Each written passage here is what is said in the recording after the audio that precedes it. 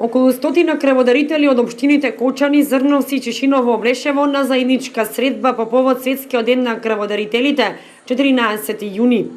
Оние кои скапоцената течност ја дарувале повеќе од 5 пати, добија признанија и награди од општинската организација на Црвен крст Кочани.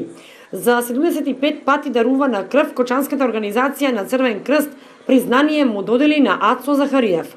Благодарници за 50 пати дарувана крв добија Васе Митев, Ане Каров и Сашко Костадинов. Темата на овогодишното мото под кое се одбележува денот е Дарувај крв, дарувај сега, дарувај често.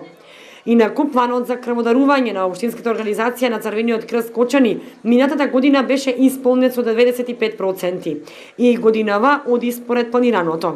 Бројката останува иста, значи самиот план е 1350 собрани крвни единици. До сега се спроведени 7 крводарски акции и се собрани 410 крвни единици. Работиме на обезбедување на целосно на крводарскиот план за 2017 година. Неопишливо е, хумано се дарува крв.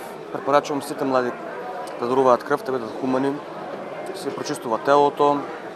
Значи само човекот лично бенефицира за лично за себе.